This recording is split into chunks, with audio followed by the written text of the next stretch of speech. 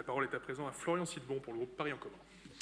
Oui, monsieur le maire et mes chers collègues, imaginez un instant une nuit sans lune, un ciel lourd et menaçant, la scène d'ordinaire paisible qui s'élève inexorablement, les ponts tremblent sous la pression, les quais, les rues, les jardins, tous sont submergés par une marée déchaînée, l'eau envahit les commerces, les maisons, emportant tout sur son passage, les sirènes hurlent, les cris des Parisiennes et des Parisiens se mêlent au rugissement de l'eau, la crue centenale, cet événement que nous pensions si lointain frappe Paris de plein fouet. Mesdames et messieurs, ce scénario n'est pas une fiction lointaine.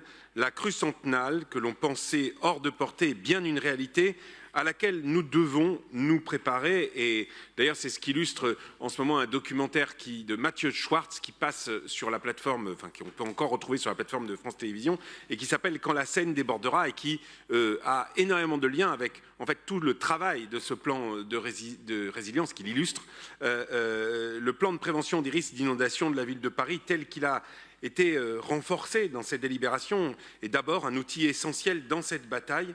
Et ce plan prévoit des actions concrètes pour réduire la vulnérabilité de notre capitale aux crues exceptionnelles, en particulier pour les arrondissements situés en bord de Seine, qui représentent un axe clé de la stratégie de prévention. Tout Paris est concerné. Nous le savons, la Seine, tout comme la Marne, constituent des axes vitaux de notre ville et une montée des eaux pourrait affecter un très large périmètre. Des quartiers comme Bercy, le quai de la Tournelle ou encore la Villette seraient particulièrement touchés. Il est donc crucial que chaque arrondissement, chaque secteur soit préparé à faire face à ce risque et cette délibération donne corps à la devise de Paris, fluctuat nec mergitur. Tout particulièrement, mon arrondissement, le 15e, fait face à des risques bien réels. Les zones comme Beaugrenelle, Javel sont en bordure de la Seine. La gare Montparnasse est également visée et tous ces endroits seraient particulièrement vulnérables lors d'une crue centenale. Nos commerces, nos infrastructures, nos écoles, nos hôpitaux sont également menacés, ce qui nécessite une réponse à la fois urgente et coordonnée.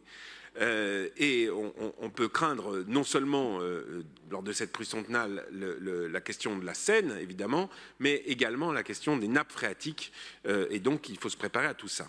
Les mesures proposées dans cette délibération sont essentielles pour limiter les impacts de ces crues. Elles comprennent des renforts d'infrastructures comme le rehaussement des quais, la protection des bâtiments sensibles, en particulier ceux qui abritent des services publics, des équipements vitaux. Les dispositifs de gestion des eaux pluviales, en particulier, permettront de limiter les inondations internes. Ces actions s'inscrivent dans une vision à long terme qui, je le souligne, dépasse les simples mesures de réactivité face à la crise. La mise en place d'un dispositif d'alerte et d'information des populations est aussi un élément fondamental. Madame la maire Anne Hidalgo le rappelait ce matin, il y a à insister sur la préparation et l'information des populations pour pouvoir bien réagir. Paris doit être prête à avertir les habitants des zones à risque, mais aussi à les accompagner dans la mise en œuvre des gestes de précaution. La communication claire et rapide est indispensable pour éviter que la panique ne prenne le dessus et pour permettre à chacun de se préparer au mieux.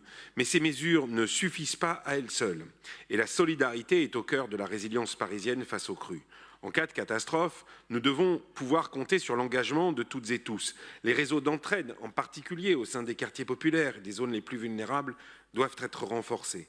En cas d'urgence, les Parisiennes et les Parisiens doivent pouvoir compter les uns sur les autres. Les dispositifs de solidarité de proximité, qu'ils soient associatifs, intergénérationnels ou organisés par la ville, doivent être pleinement mobilisés. Et le 15e arrondissement, comme le reste de Paris, doit se préparer à une montée des eaux, mais il doit aussi être un modèle de solidarité dans la gestion des crises. Par exemple, des réunions d'information doivent être systématiquement organisées dans nos quartiers afin que chacun sache comment réagir. Des kits de prévention doivent être distribués, en particulier pour les populations les plus vulnérables, ou pour qu'on apprenne aux populations à les fabriquer, à les avoir apportés.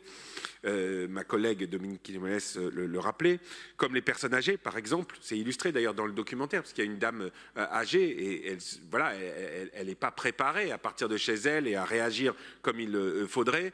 Les personnes en situation de handicap, les familles avec enfants, évidemment, toutes ces populations sont particulièrement concernées. C'est tout le sens donc, de cette stratégie de résilience qu'a portée Penelope Comites et nous devons collectivement nous en féliciter. Je tiens donc à souligner la qualité du travail réalisé donc, sous l'impulsion de Penelope Comites par les services, notamment ceux de la direction de la transition écologique et du climat, pour élaborer ce plan ambitieux. Leur expertise, leur engagement sans faille, leur capacité à anticiper les risques sont à la base de cette stratégie et je leur adresse un grand merci. Je vous invite évidemment à soutenir cette délibération.